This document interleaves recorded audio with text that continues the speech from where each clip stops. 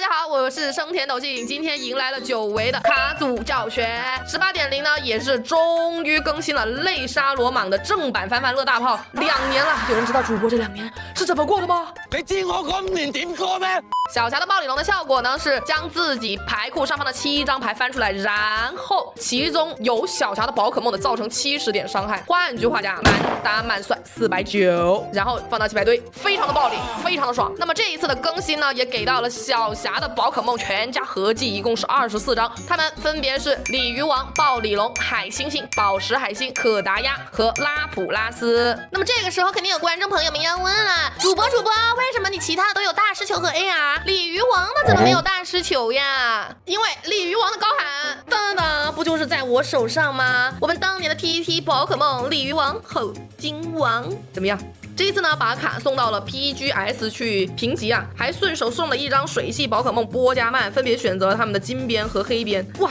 我的鲤鱼王是黑10，算得上一张10分。金的这一款呢，它上面是会有显示有什么位置是被扣分了的。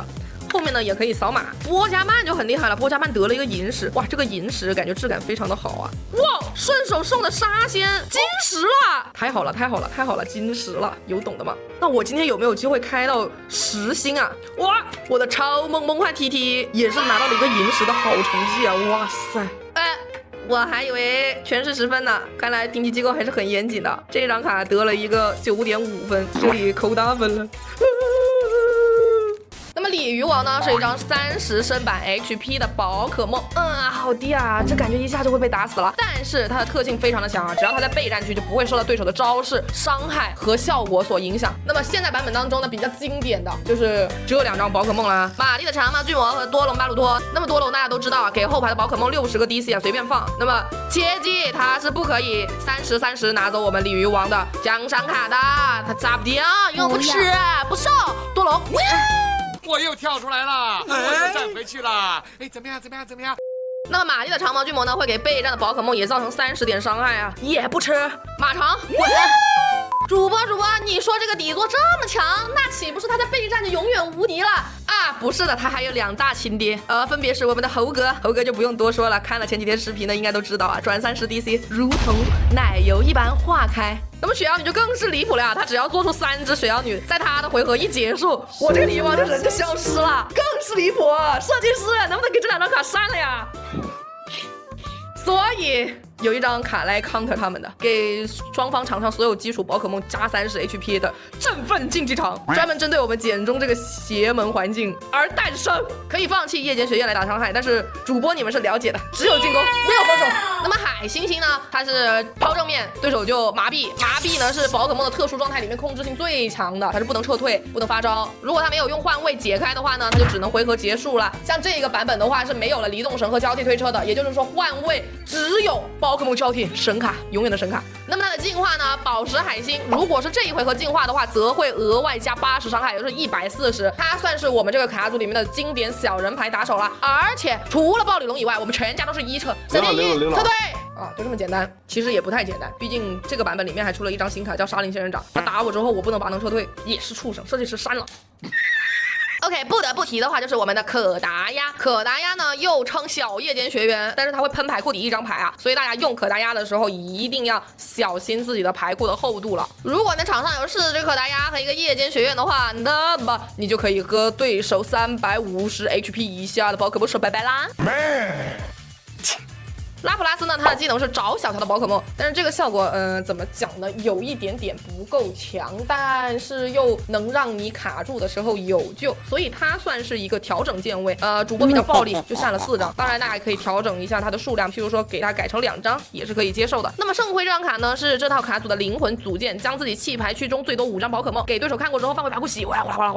啦恐慌，可以再打一把。4夜间单价和4保分就不用多说了，就是来拯救地球的，以及卡组中携带了2张厉害钓竿，也是拿来捞可达鸭的。厉害钓竿可达鸭，然后保分，或者是圣辉可达鸭，然后保分，或者说是夜间单价可达鸭，就是这么操作的。卡组中呢携带到了3.03张，拿来帮我们润滑一下过支援者。本身我是1张也不想带啊，实在是太卡啦。Ace 卡呢，我选择携带到了钓竿 Max， 它的效果呢是可以在弃牌区里面直接捡能量和宝可梦，最多5张，想捡什么捡什么。那么也有构筑推荐呢，是带到一张遗赠能量的，这个能量贴在我们的宝可梦身上的时候，对手拿取奖赏卡会少拿1张，但是因为我们的构筑经常会把关键组件喷走啊，我是不会携带这张卡的，因为感觉有点畏畏缩缩，不像我的风格，但是可以给大家提供一个选择思路，而且你的2个亲爹干掉你一样可以拿奖，躲有什么用？干就完事儿了。志愿者呢携带到了博士的研究3张，来保证我们卡组的快速启动，水莲的照顾2张，来帮助我们将能量迅速的捡回手里，或者是更容易的做出我们的暴鲤龙。那么米莫莎呢，其实跟圣辉是一个效果的，但是它可以帮助你抽3张，奇数就不用多说了。本来呢卡组中是携带到了2张巴硕，但是因为巴硕的发动条件有点苛刻，这个版本当中比较属于慢速环境，导致巴硕经常是开不出来，于是还是增加到了一张老大指令啊，老大绝对的神卡，永远的神 YYDS， 切记平卡老大是不能抓我的高喊的。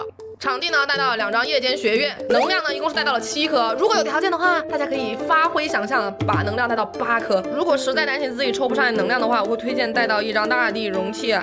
为什么不推荐带能量输送啊？通常这个卡组卡的情况呢，是你需要手贴1，然后把它能撤退，然后再推1个，然后再手贴，然后再开打。沙奈朵9-1开，对面9我放1，这个1怎么来的呢？对面沙奈朵后1只拍了1个宝可梦，然后过，然后你使用暴鲤龙或者是海星星一拳曹飞他，不是打不过马场本人啊，打不过是这里啊。你看你妈呢？你。多龙巴鲁托这个要讲一下了，多龙的构筑是非常的多变啊，因为什么都可以带多龙，多龙什么都可以带啊。你要看对面有没有携带到怨增援，以及对面的自爆会不会炸你，看他的思路来决定你的进攻思路。如果对面非要做一个猴子，那你就可以考虑老大抓他猴子，然后用海星星踢死他，然后当然也可以用海星星罚站他，最后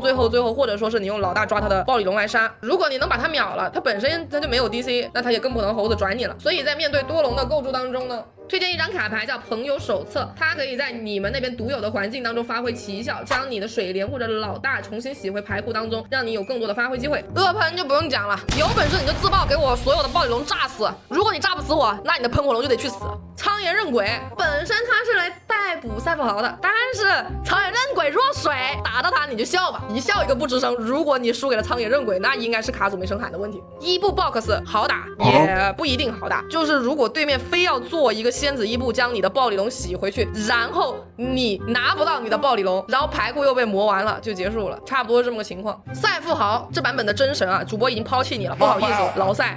赛富豪打这个卡组的话呢，会有一点点恶心。从赛富豪的角度来出发呢，一张1奖的宝可梦居然要4张能量，但是由于赛富豪是带猴子的，如果你不能秒掉赛富豪的话，他是有机会能赢你的。但是如果你能把他赛富豪秒了，场上没有 DC 的话呢，那只能说局势一边倒啊。我们暴鲤龙排序对了就是 T0。猛雷谷，嗨，老朋友，猛雷谷呢这个版本一般是以白轴为主，所以它可能会携带到一张水碰，我们简中研究出来的水碰是可以穿你的备战宝可梦的，但是由于鲤鱼王的特性，所以要看对面是怎么个穿法。由于它的卡组有张电风扇，它是可以踢死我们的底座的，但是通常拿完它这一奖之后，我们能顺利展开。猛雷谷是难打我们的，我们是好打对面的，因为我们是高贵的180血线，猛雷谷卡组里只有猛雷谷本人能过我们这个血线，他的小人牌最多是能拿1到2奖。恩索这个就更是招笑了，拼尽全力极限打点170，来自某超级赛16强的教学啊，可以使用空手道王的修炼加40伤害来打这个暴鲤龙啊，能加40呢。阿强的凤凰本身是好打的，但是因为他卡组里面携带到了一张铁臂膀，有可能会一路平推你，以及他是有一些小人打手的，所以要看具体的实战情况。理论上是谁先断打手谁输。苍响啊很有意思，打前场然后备战拿30，然后他又不吃，鲤鱼王又不吃，你就安心的拍底座吧，大多数都穿不了你的后排。为什么单独把它拿出来讲啊？因为它是本环境当中为数不多后1能开踢的卡组，所以大家遇到它的话还是要小心一下，多拍一点底座下来哦。OK 啊，本期视频就到此结束啦，感谢你的观看。我会在本期的视频当中抽出2位关注并评论该视频的幸运观众，送出一整套的18.0小霞全家和圣辉，以及帮你们升一下喊1张小霞的可单呀，2套